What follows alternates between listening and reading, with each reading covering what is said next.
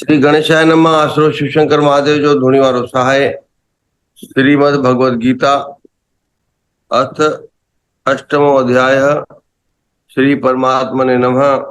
श्लोक संख्या 21। अव्यक्तः अक्षरः इति उक्तः तम आहु परमां गतिम् यम प्राप्य न निर्वर्तन्ते तद्धाम परमं मम। पुरुषः स पारः पार्थ भक्त्या लभ्यस्त्वनन्यया यस्यान्ते स्थानि भूतानि येन सर्वमिदं ततम् यत्र काले त्वानवृत्तिम् आवृत्तिं चैव योगिनः प्रयाता यान्ति तं कालम् वक्ष्यामि भरतशर्भ। अग्निर्ज्योतिरः शुक्लः षण्मासा उत्तरायणम् तत्र प्रयाता गच्छन्ति ब्रह्म ब्रह्मविदो जनाः। धूमो रात्रिस्थितः कृष्णः षण्मासा दक्षिणायनम् तत्र चन्द्रमासं ज्योतिर् योगी प्राप्य निर्वर्तते। शुक्ल कृष्णे गति विघ्यते जगत शाश्वते मते एकया यात्यनावृत्तिम् अनन्या वर्तते पुनः नैते श्रुति पार्थ जानः योगी मुह्यति कश्चन। तस्मात् सर्वेषु कालेषु योग युक्तो भव अर्जुन। वेदेषु यज्ञेषु तपःसु चैव दानेषु यत् पुण्यफलं प्रदिष्टम्। वेदेषु यज्ञेषु तपःसु चैव दानेषु यत् पुण्यफलं प्रतिष्ठम्। अत्येति तस्तवरमिदं विदित्वा योगी परम स्थानमुपेति चाद्यम्। योगी परमं स्थानमुपेति चाद्यम्। ओम तत्सत। ओम तत्सत। 21 नंबर श्लोक से भगवान बताते हैं कि जो अव्यक्त अक्षर इस नाम से कहा गया है उसी अक्षर नामक अव्यक्त भाव को परम गति कहते हैं तथा जिस सनातन अव्यक्त भाव को प्राप्त होकर मनुष्य वापस नहीं आते वह मेरा परम धाम है। तो यह सेम बात भगवान 15वें नंबर अध्याय में भी कर चुके हैं। न तद्भासयते सूर्यो न शशांको न पावकः यद्गत्वा न निवर्तन्ते तद्धाम परमं मम। कि जो मेरे धाम को प्राप्त करता है, जो मेरे धाम वापस लौट आता है, वो फिर इस जन्म मृत्यु के चक्कर में नहीं आता। कि जो अनन्य भाव से इस अक्षर है ना, इस देखो इस पूरे अध्याय में भगवान ने अपने लिए जो प्रयोग किया बार बार, इस अध्याय का नाम क्या है जी? अक्षर ब्रह्म योग, है ना। तो परब्रह्म को हम कह रहे हैं अक्षर। एक है क्षर यानी जिसका विनाश होता है, जिसमें चेंज होता है, परिवर्तन होता है, और एक है अक्षर जो सदैव वैसा ही है। तो भगवान क्या कह रहे हैं कि इस नाम से, जो अक्षर नाम से हम जिसको जानते हैं, वह सनातन अव्यक्त भाव अगर मनुष्य प्राप्त करता है तो वह फिर जब मेरे धाम आता है तो फिर वो वापस नहीं लौटता। हे पार्थ, जिस परमात्मा के अंतर्गत सर्वभूत है और जिस सच्चिदानंद घन परमात्मा से यह समस्त जगत परिपूर्ण है, वह सनातन अव्यक्त परम पुरुष तो अनन्य भक्ति से ही प्राप्त होने योग्य है। तो जब मृत्यु आती है तो दो मार्ग से हम जाते हैं। तो कौन से वो दो मार्ग हैं और किस मार्ग से हम जाएं तो वापस नहीं आना पड़ता, किस मार्ग से हम जाएं तो वापस आना पड़ता है, ये भगवान 23 नंबर श्लोक में अर्जुन से कह रहे हैं कि हे अर्जुन, जिस काल में शरीर त्याग कर गए हुए योगी जन तो वापस न लौटने वाली गति को और जिस काल में गए हुए वापस लौटने वाली गति को प्राप्त होते हैं, उस काल को अर्थात दोनों मार्ग को कहूंगा। अब भगवान बताने जा रहे हैं कि अगर इस मार्ग से जाएगा तो वापस लौट के नहीं आएगा, और इस मार्ग से जाएगा तो वापस लौट के आएगा। तो कौन से वो दो मार्ग हैं? 24 नंबर श्लोक में बताते हैं, जिस मार्ग में ज्योतिर्मय अग्नि अभिमानी देवता है, दिन का अभिमानी देवता है, शुक्ल पक्ष का अभिमानी देवता है और उत्तरायण के 6 महीने का अभिमानी देवता है, उस मार्ग में मर कर गए हुए ब्रह्मवेता योगी जन उपरयुक्त देवताओं द्वारा क्रम से लाए जाए जाकर ब्रह्म को प्राप्त होते हैं। तो क्या कह रहे हैं भगवान कि एक तो सूर्य नारायण है ना, सूर्य भगवान, उसके बाद अग्नि यानी दिन का समय हो, सूर्य नारायण का दर्शन हो रहा हो और उत्तरायण के 6 महीने हो, और दूसरा एक बताए शुक्ल पक्ष। तो शुक्ल पक्ष में जिसकी मृत्यु होती है, अगर सीधा सीधा हम इसका अर्थ निकालें तो शुक्ल पक्ष में जिसकी मृत्यु होती है वो वापस लौट कर नहीं आता। तो फिर आगे भगवान ने कहा कि कृष्ण पक्ष हो, रात्रि का समय हो, चंद्रमा का दर्शन हो रहा हो और दक्षिणायन के 6 महीने हो, तो वो व्यक्ति अगर इस मार्ग से गया है तो वो वापस लौट कर आए। तो शुक्ल पक्ष, कृष्ण पक्ष, उत्तरायण, दक्षिणायन। तो इसका सीधा सीधा अर्थ अगर कोई करेगा तो वो यही निष्कर्ष करेगा कि जो उत्तरायण में जिसका शरीर छोटा है, शुक्ल पक्ष में जिसका शरीर छोटा है, वो वापस लौट कर नहीं आएंगे। जिसका शरीर कृष्ण पक्ष में छोटा है, दक्षिणायन में छोटा है, वो वापस लौट कर आएंगे।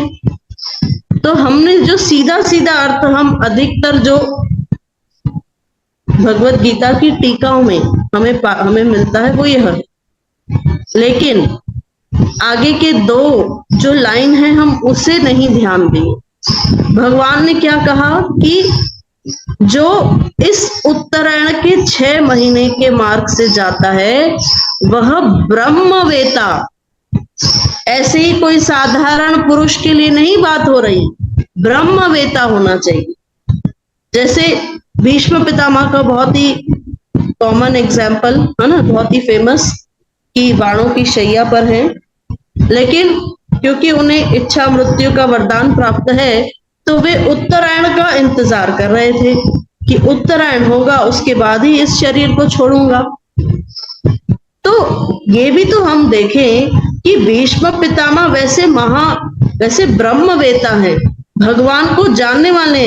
अरे किसी को भी भगवान के साक्षात दर्शन नहीं होते मृत्यु के समय, और जो भीष्म पितामह की स्थिति है वहां तो साक्षात भगवान ही खड़े, और भगवान ने ही कहा कि आप उपदेश दो।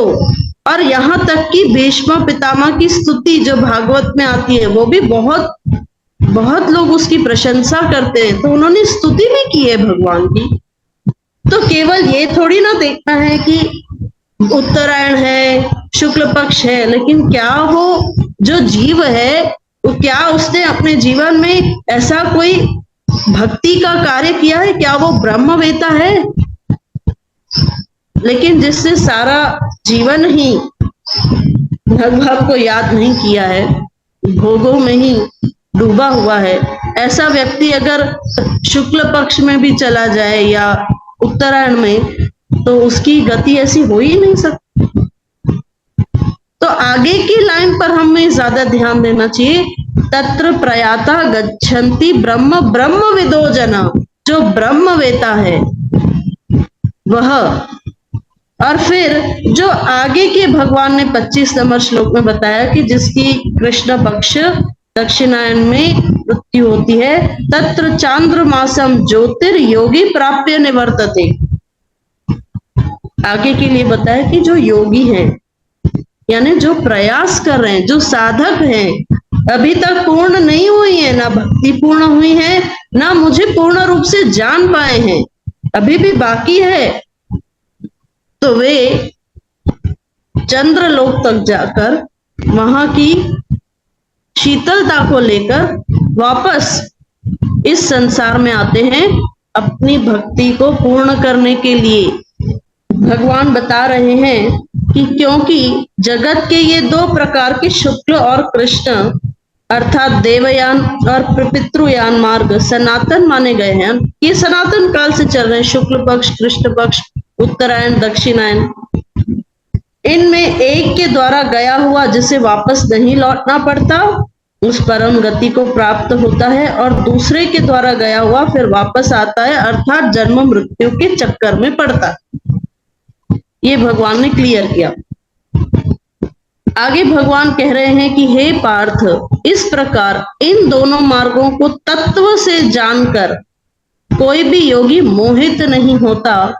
इस कारण हे अर्जुन, तू सब काल में समबुद्धि रूप योग से युक्त हो अर्थात निरंतर मेरी प्राप्ति के लिए साधन करने वाला हो। अब भगवान ने डायरेक्ट कंक्लूजन दे दिया। तस्मात, जहां जहां जिस जिस श्लोक में हमें यह शब्द मिलता है तस्मात, तस्मात मतलब देयरफॉर, है ना। एक डिस्कशन चल रहा है, दो लोग बात कर रहे हैं, कुछ डिस्कशन चल रहा है, तो परामर्श होने के बाद एक निष्कर्ष जरूर निकलता है, एक कंक्लूजन निकलता है। तो भगवान ने कहा कि आपको मोहित होने की जरूरत नहीं है ये सुनकर कि कौन इस मार्ग से जाता है तो क्या होता है, जो इस मार्ग से जाता है तो क्या होता है। इससे तुम्हें विचलित नहीं होना है अर्जुन। तुम्हें क्या करना है, तुम्हें सब काल में सम बुद्धि रूपी योग, हर समय सम बुद्धि में रहो और हर समय क्या करो, मेरी प्राप्ति के लिए साधन करो। क्योंकि हमने बताया था कर्म वह नहीं, कार्य को हम कर्म नहीं कहते हैं। कार्य कभी भी कर्म नहीं हो सकता।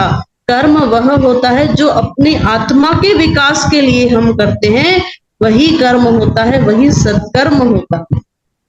तो भगवान क्या कह रहे हैं, हमें अगर प्राप्त करना है भगवान को तो हमें सत्कर्म करना पड़ेगा और उसके साथ साथ अपने जीवन में कार्य करते हुए सम बुद्धि लानी होगी।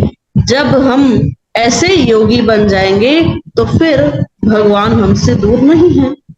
जैसे हम संतों का ही चरित्र देखें, भुवनेश्वर मूवी में कितना स्पष्ट रूप से हमने संतों के चरित्र को देखा है। शदानी ग्रंथ में भी पूरा वर्णन किया हुआ है और उसी को मूवी में फिर दिखाया गया है कि आप स्पष्ट रूप से देख सकते हो, दर्शन कर सकते हो। तो हम सदगुरु साईं तख्तलाल साहब के जीवन में भी देखा कैसे महान योगी हैं, इतनी बड़ी तपस्या कि जिनका शरीर का एक एक अंग अलग हो जाता है, शरीर का एक एक अंग भगवान की भक्ति में लीन हो जाता है। इतने बड़े महान योगी भी कैसे विनम्रता से अपने जीवन का निर्वाह करते हैं और कैसे हर समय समबुद्धि संतुलन में रहते हैं। तो राम नाम के हीरे मोती मैं बिखराऊं गली गली, ले लो रे ले लो कोई राम का प्यारा, शोर मचाऊं गली गली। तो ऐसे संत जो राम नाम के हीरे मोती बिखेर रहे हैं, तो हमें भी अपने जीवन में सदगुरु सिखा रहे हैं अपने इन जीवन चरित्र से कि केवल पैसा कमाना, केवल फैसिलिटीज इकट्ठा कर लेना, घर बड़ा बना लेना, बड़ी बड़ी ब्रांडेड चीजों को इकट्ठा कर लेना, ये जीवन का उद्देश्य नहीं है। और ना ही इसके लिए कोई अति प्रयास जरूरी है। प्रयास अच्छा है पर अति अति प्रयास भी इंसान को अभिमानी बना देता है। इसीलिए देखो जहां लक्ष्मी होती है ना, वहां भक्ति बहुत कम दिखाई देती है। लेकिन थोड़ी बहुत अगर जीवन में तंगी भी है ना, लेकिन वहां भक्ति पूर्ण होने लगती है, क्योंकि फिर वहां जीवन में आवश्यकताएं जो नीड्स है बस हम उतना ही जीते हैं, उतना ही हम इकट्ठा करते हैं। लेकिन जहां लक्ष्मी ज्यादा है ना, वहां नीड्स नहीं, फिर वहां वांट्स आ जाते हैं। मतलब असांखे हिन शइ जी ज़रूरत आ और असांखे हिन शइ जी घुर्ज आ, इसमें फर्क होता है। जरूरत हमारी है लेकिन हमारी जो इच्छाएं हैं वो अनगिनत होती हैं। इसलिए हमें नारायण से लक्ष्मी नहीं मांगनी, हमें नारायण से भक्ति मांगनी। भगवान भी यही कह रहे हैं कि मुझे प्राप्त करने के लिए तू साधन कर, साधन करने वाला हो मेरी प्राप्ति के लिए। और अंत में भगवान ने जो डायरेक्ट और कंक्लूजन दे दिया, योगी पुरुष इस रहस्य को तत्व से जानकर वेदों के पढ़ने में तथा यज्ञ तप और दान आदि के करने में जो पुण्य फल कहा है उन सबको निसंदेह उल्लंघन कर जाता है और सनातन परम पद को प्राप्त होता है। तो जिसने भी, भगवान कह रहे हैं कि इस 8वें अध्याय अक्षर ब्रह्म योग जो मैंने तुम्हें ज्ञान दिया है अर्जुन, इस अध्याय में अगर जीव अपने जीवन में इन कही हुई बातों का आत्मसात कर ले और बहुत ही अच्छे से इन्हें अपने जीवन में अप्लाई कर ले तो वो योगी बन जाता है। और वेदों के पढ़ने से, यज्ञ करने से, तप करने से, दान करने से जो पुण्य फल मिलता है उसे उलांघ जाता है, उसके बियॉन्ड हो जाता है और वह डायरेक्ट उस सनातन परम पद को प्राप्त होता है, यानी डायरेक्ट वो भगवान को प्राप्त करेगा। लेकिन कौन सा योगी? जो भगवान ने इस 8वें अध्याय में, इस अक्षर ब्रह्म योग में जो ज्ञान बताया है, जो उसे आत्मसात करेगा वो योगी। केवल सुनने से नहीं होगा, भगवान ने कहा ना, केवल सुनने से नहीं, जो वो योगी बन रहा है, जो वह योगी है, वो फिर ये सब जो भी छोटे मोटे पुण्य मिलते हैं ना, वेद पढ़ने से, यज्ञ करने से, तप करने से, दान करने से जो भी पुण्य मिलते हैं, इसे भी उलांघ जाता है और उसे डायरेक्ट मेरी प्राप्ति है। तो ओम तत्सदिति श्रीमद् भगवद गीतासु उपनिषत्सु ब्रह्म विद्यायां योग शास्त्रे श्री कृष्ण अर्जुन संवादे अक्षर ब्रह्म योग नाम 8मोऽध्यायः। हरि ओम तत्सत्, हरि ओम तत्सत्। ओम सर्वे भवन्तु सुखिनः, सर्वे सन्तु निरामया, सर्वे भद्राणि पश्यन्तु मा कष्ट दुःख भाग् भवेत्।